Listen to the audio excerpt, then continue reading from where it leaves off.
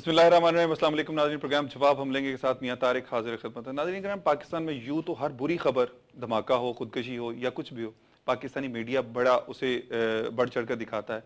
लेकिन कोशिश करनी चाहिए पाकिस्तानी मीडिया को, हमें भी और हम सब लोगों को, कि जो अच्छे काम होते हैं उन पर भी थोड़ी सी नज़र डालें और उनको भी थोड़ा सा बढ़ा चढ़ा कर दिखाएं, ताकि पाकिस्तान में लोगों को अच्छे काम करने की जो है तरगीब मिले।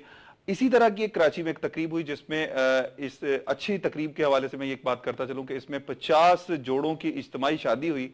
उन गरीब लोगों की जिनके पास शादी के अखराजात नहीं थे, जिनके पास जहेज देने के लिए बेटियों के पास, जिन लोगों के पास पैसे नहीं थे, उन लोगों के लिए एक अच्छा काम ये हुआ कि मेमन खिदमत फोरम और मेमन वुमेन फाउंडेशन ने मिलकर एक प्रोग्राम किया जिसमें 50 जोड़ों की शादी करवाई गई, जिसमें को तकरीबन इंटीरियर सिंध से और कराची के मज़ाफ़ाती इलाकों से कुछ लोग जुड़े थे। और इस तकरीब की सबसे अहम बात यह थी कि इस तकरीब की जितनी भी अखराजात थे वो प्रेसिडेंट ऑफ पाकिस्तान आसिफ अली जरदारी साहब ने अपने ज़िम्मे ले लिए, और उन्होंने कहा कि जो भी तकरीब के अखराजात हैं, जो भी जोड़ों को जहेज दिया गया है, वो सारा वो अपनी जेब खास से अदा करेंगे। दूसरी बात यह कि इस तरह की तकरीबात का एक फ़ायदा ये होता है कि माशरे में जो बढ़ती हुई गुर्बत, महंगाई और बेरोज़गारी है, उसके नतीजे में जो लोग शादी जैसे फरीज़े को अंजाम नहीं दे सकते, उनके लिए आसानी ये हो जाती है कि वो लोग मिलकर एक जगह पर इकट्ठे होकर उनकी शादियां हो जाती हैं, और उनके लिए वो जो खाने के अखराजात होते हैं और दीगर लवाजमात जो होते हैं वो सारे के सारे पूरे हो जाते हैं।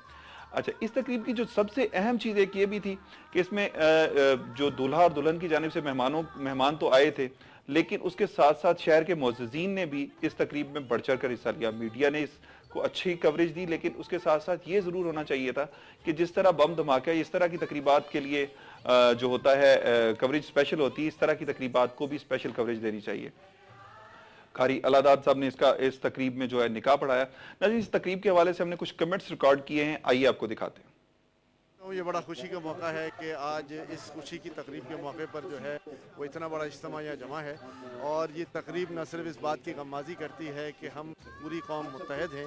आज यहाँ सिर्फ मेमन बरादरी नहीं बल्कि पूरे सिंध के और कराची के मज़ाफ़ाती इलाकों के जोड़े शामिल हैं कि जिन्होंने बढ़ चढ़ कर इस इज्तिमाई शादी में हिस्सा लिया है, और इनको भी ये एहसास हुआ है कि पाकिस्तान में लोग ज़िंदा हैं। आज की इस तकरीब का के में ये अनाउंसमेंट कि जनाब आसिफ अली जरदारी साहब ने इस पूरी तकरीब को स्पॉन्सर किया है।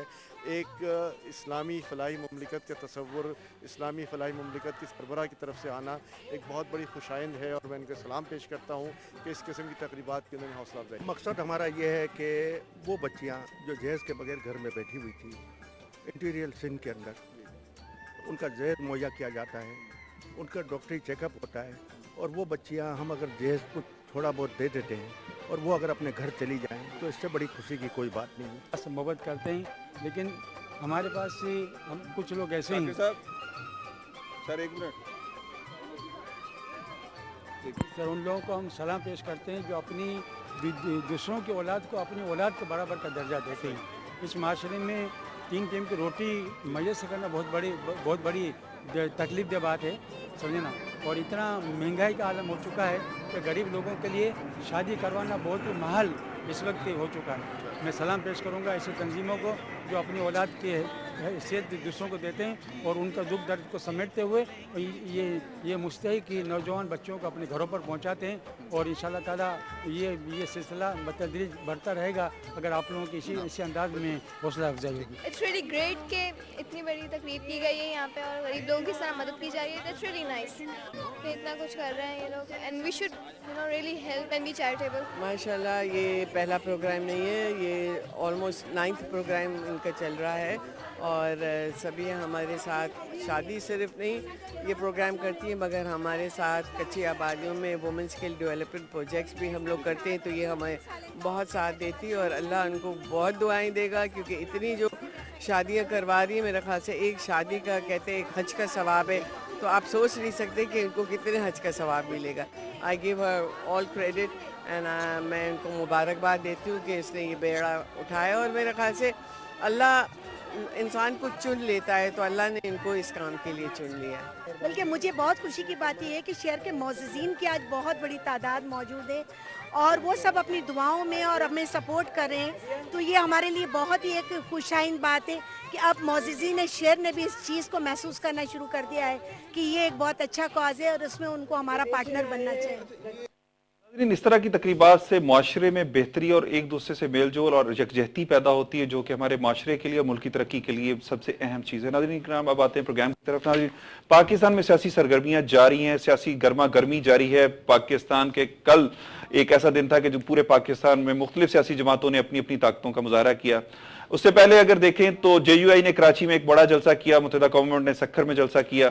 ये जलसे पाकिस्तान में सियासी जो है आखिरी, जो कि हमारा पार्लियामेंट का आखिरी साल है और इसके बाद इस हवाले से एक इलेक्शन की तैयारियों के सिलसिले की कड़ी है। लेकिन उसके साथ साथ कुछ लोगों का यह भी कहना है कि शायद कबल अज़ वक्त इंतखाबात हो जाए, जिसके लिए अब तमाम सियासी जमातों ने कमर कस ली है। क्या होगा, क्या सियासी जमातों की हिकमत अमली होगी? इस वक्त मेमो स्कैंडल किस तरफ जा रहा है?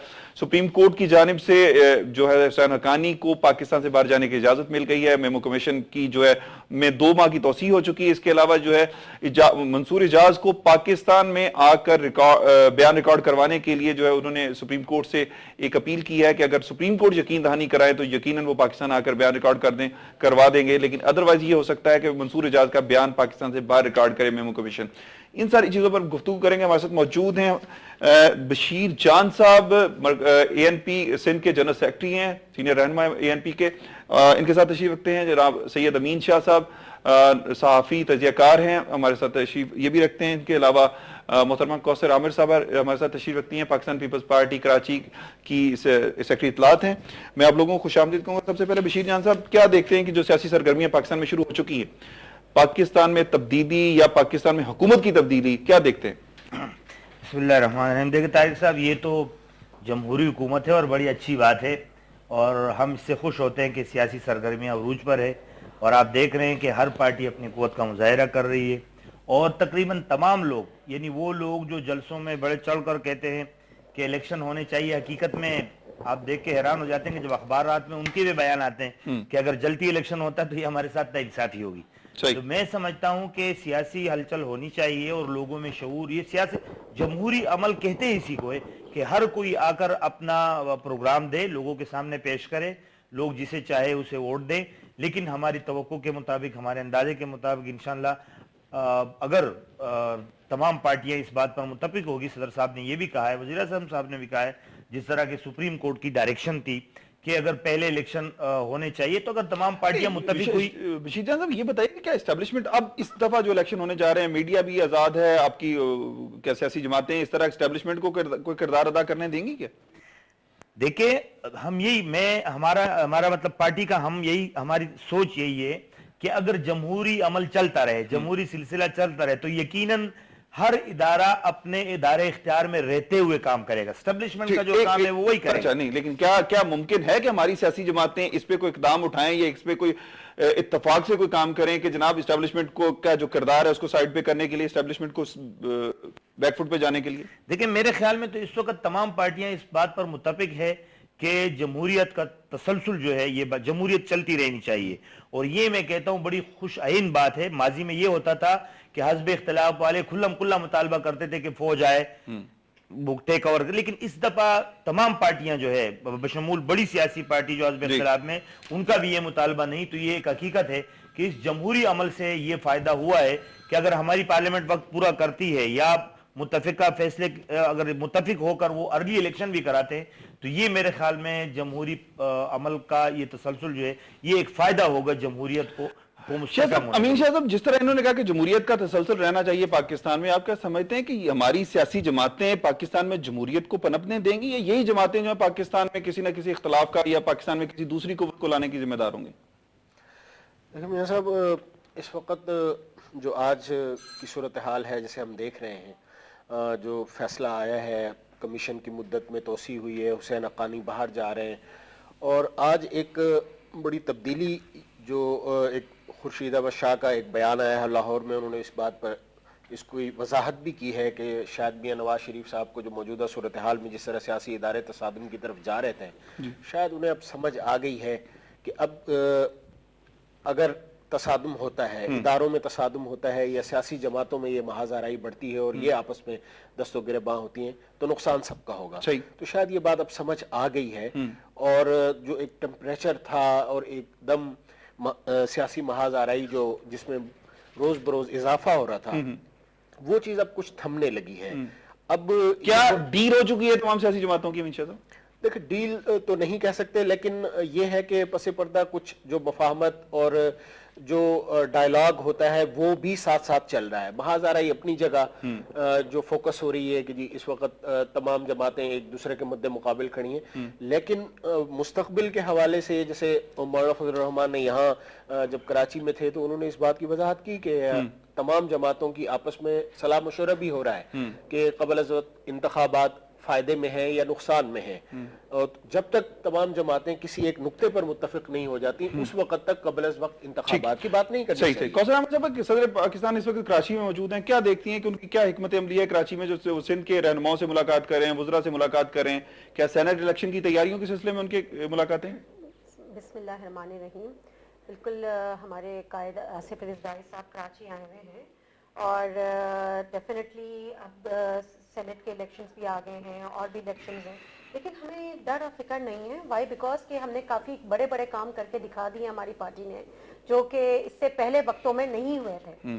دوسری سب سے بڑی چیز یہ آپ نے پرسوں دیکھا ہوگا، ایک بہت بڑا پروگرام بے نظیر انکم سپورٹ کے حوالے سے جو ہوا تھا، اس میں سندھ کے لوگوں کو بھی چھوٹے اس پر لونز بھی دی گئی تاکہ وہ اپنا کاروبار سٹارٹ کر سکیں. اور ایک بہت اچھی بات کی میرے قائد آصف علی زرداری صاحب نے کہ آپ ٹریڈ کرو، ایڈ نہیں لو. ٹھیک ہے، میں ایک چیز پوچھنا چاہتا ہوں کہ آپ نے کہا پیپلز پارٹی نے بڑے بڑے کام کیے ہیں. پیپلز پارٹی کی حکومت جب آئی تھی، پی آئی اے کا خسارہ 36 ارب روپے تھا، جو اس وقت 160 ارب سے زائد بڑھ چکا ہے. ریلوے اس وقت اچھا بھلا چل رہا تھا، جو اس وقت بالکل تباہ ہو گیا ہے.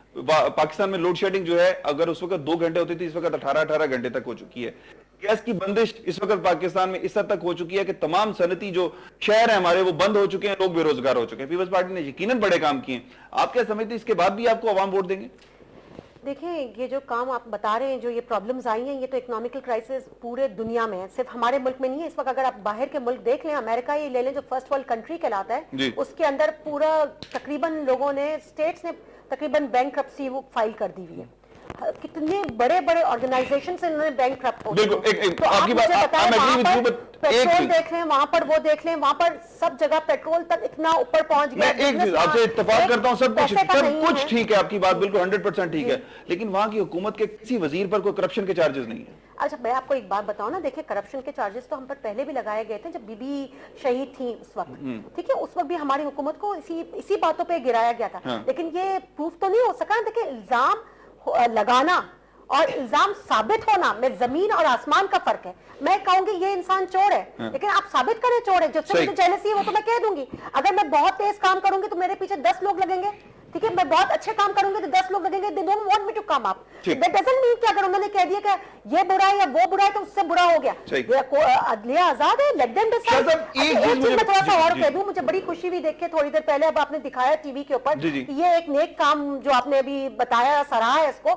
اسی طریقے سے میرے بھائی 10,000 قسم کے اچھے کام حکومت نے کیے ہیں، اور ایسے لوگوں کو فیضیاب کیا ہے کہ میں آپ کو بتا نہیں سکتی. بالکل نہیں، آپ نے بالکل وجہ فرمایا کہ پیپلز پارٹی نے یقیناً لوگوں کو بڑا فیضیاب کیا گیا. امین شاہ صاحب، آپ سے یہ پوچھنا چاہوں گا، کیا حکمت عملی ہوگی؟ پیپلز پارٹی سینٹ کے الیکشن کی طرف جا رہی ہے سندھ میں اور خصوصاً پاکستان میں ان کی.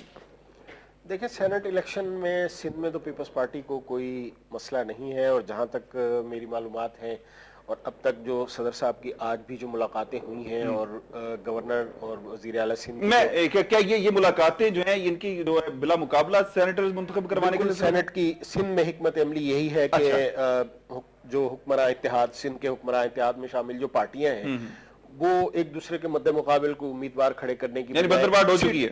نہیں، بندر بانٹ نہیں، اس میں اکثریت ہے. دیکھیں، متحدہ قومی موومنٹ کو اپنی اکثریت حاصل ہے، اسی طرح جو ہے وہ پیپلز پارٹی کے پاس اپنی اکثریت ہے.